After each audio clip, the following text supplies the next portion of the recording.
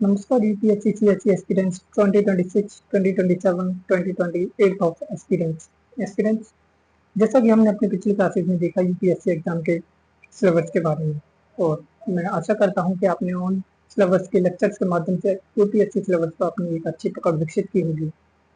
Aspirants, क्या केवल syllabus को बता देने से यूपीएससी एग्जाम की तैयारी हो जाती है? नहीं, सिलेबस को कोर सब्जेक्ट से जोड़ते हुए यूपीएससी एग्जाम की प्रिपरेशन की दिशा में एक कदम आगे बढ़ाना होता है। तो एस्पिरेंट्स, मैं आपको बता देना चाहता हूं कि यूपीएससी हब ने अपना एक कदम आगे बढ़ा दिया है। यूपीएससी हब आपके कोर सब्जेक्ट्स को उठाते हुए आपकी यूपीएससी एग्जाम की प्रिपरेशन को पूरा कराएगा। कोर सब्जेक्ट्स जैसे कि history, polity, geography, economics, science and tech, core subjects को हम बड़े ही सरल और सहज भाषा में आपको समझाएंगे। पर मैं तो आपकी शुरुआत एम लक्ष्मीकांत पॉलिटी से शुरू करना चाहूँगा। एम लक्ष्मीकांत, जिसको कि हर स्टूडेंट एस्पिरेंट्स जो यूपीएससी की तैयारी करता है पढ़ता ही पढ़ता है, पर क्या होता है कि उसकी कठिन लैंग्वेज होने की वजह से उस समय पढ़ने के बाद में वो एस्पिरेंट्स या स्टूडेंट उस किताब को छोड़ देता है। पर यूपीएससी हब यानी मैं सोरेसिन आपको उस बुक को बड़े ही सरल और सहज शब्दों में आप तक पहुंचाऊंगा, आपको समझाऊंगा। तो आइए हम एम लक्ष्मीकांत के फर्स्ट चैप्टर से अपनी शुरुआत करते हैं। एम लक्ष्मीकांत का फर्स्ट चैप्टर होता है हिस्टोरिकल बैकग्राउंड, यानी कि ऐतिहासिक पृष्ठभूमि। ऐतिहासिक पृष्ठभूमि जी। तो ये शुरुआत होती है भारत में यूरोपीय शक्तियों के आगमन से। भारत में कई सारी यूरोपीय शक्तियां आती हैं, जैसे कि पुर्तगाली आते हैं, पुर्तगीज बोलते हैं जिनके लिए। भारत में डच लोग आते हैं, इंग्लिश लोग आते हैं जिन्हें अंग्रेज बोलते हैं। भारत में डेंच लोग आते हैं जिन्हें डेनिश बोलते हैं। भारत में फ्रेंच लोग आते हैं जिन्हें फ्रांसिस बोलते हैं। मगर उन सभी पर विजय होते हैं अंग्रेज। यस, अंग्रेज उन सभी पर विजय होते हैं। होता क्या है कि 1600 ईस्वी में ब्रिटेन में अंग्रेज अपनी एक कंपनी बनाते हैं जिसका नाम रखते हैं ब्रिटिश ईस्ट इंडिया कंपनी। और 1600 ईस्वी में ही वो वहां की महारानी एलिजाबेथ प्रथम से चार्टर प्राप्त कर लेते हैं। चार्टर एक अधिकार पत्र हुआ करता था जिसको कि देशों के राजा, सम्राट जारी किया करते थे लोगों के लिए, कंपनियों के लिए, जाओ अन्य देशों की खोज करो या इस धर्म का प्रचार करो या व्यापार के लिए। इस प्रकार के चार्टर्स को जारी किया जाता था। ब्रिटिश ईस्ट इंडिया कंपनी का लक्ष्य था व्यापार करना, यानी कि ये एक संयुक्त स्टॉक कंपनी थी। ये आपसी सहयोग से बनी हुई कंपनी थी, ना कि राजा के धन से। होता यह है कि 1608 ईस्वी में ईस्ट इंडिया कंपनी भारत पहुंचती है। आप देख सकते हैं 1608 ईस्वी में ईस्ट इंडिया कंपनी भारत में व्यापार करने के लिए आती है और वो अपने व्यापारिक कार्य को ताक पर रखते हुए भारत की प्रशासनिक, राजनीतिक व राजस्व संबंधी मामलों में दखलंदाजी करने लग जाती है। यानी कि 1765 ईस्वी में British East India company Bengal, Bihar, Orissa के राजस्व व दीवानी अधिकारों को प्राप्त कर लेती है। ये बात है सन 1765 की। और जब वहां के दीवानी और राजस्व संबंधी अधिकारों को कंपनी प्राप्त कर लेती है तो वहां की जनता का कंपनी शोषण करने लग जाती है और आंदोलन होता है 1858 का आंदोलन होता है, जनता का आंदोलन होता है उन लोगों का जो ब्रिटिश फौज में थे, जिसको नाम दे दिया जाता है सैनिक विद्रोह का। सैनिक विद्रोह होने के बाद में ब्रिटिश सरकार समझ जाती है कि भारत पर शासन करना ईस्ट इंडिया कंपनी के बस की बात नहीं रही। इसी को देखते हुए ब्रिटिश सरकार भारत के शासन का प्रत्यक्ष उत्तरदायित्व अपने हाथों में ले लेती है।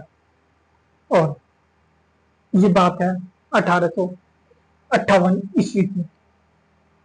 आगे होता क्या है कि ब्रिटिश सरकार का ये शासन 15 अगस्त 1947 तक चलता है। 15 अगस्त 1947 को हमारा देश होता है आजाद। देश को मिलती है स्वतंत्रता और स्वतंत्रता के बाद देश को आवश्यकता होती है एक ऐसे संविधान की जो लोगों को प्रदान करे स्वतंत्रता, जो लोगों को दे समानता, जो लोगों में बढ़ाए बंधुत्व का भाव, जो लोगों में बढ़ाए एकता का भाव, जो देश को रखे अखंड। इसके लिए 1940 में ही एक संविधान सभा गठित कर ली जाती है और होता यह है कि बनकर तैयार होता है देश का संविधान, जिसे कि 26 जनवरी 1950 को लागू कर दिया जाता है। 26 जनवरी 1950 को देश की जनता भारतीय संविधान को आत्मार्पित कर लेती है। ये थी एक रूपरेखा चैप्टर की। हम इस चैप्टर में दो तरह की पॉइंट्स पर बात करेंगे, दो तरह के शासन पर बात करेंगे। एक शासन था कंपनी का, यानी ईस्ट इंडिया कंपनी का, और दूसरा शासन था ब्रिटिश सरकार का, ब्रिटिश गवर्नमेंट का। ईस्ट इंडिया कंपनी का शासन जो कि 1773 से लेकर 1858 तक चला। आप देख सकते हैं ईस्ट इंडिया कंपनी यानी ईस्ट इंडिया कंपनी का शासन 1773 से 1858 तक चलता है। दूसरा शासन आता है ताज का शासन, जो कि 1858 से 1947 तक चलता है। आप देखेंगे कि जो कंपनी का शासन होता है वो 1773 से 1858 तक चलता है।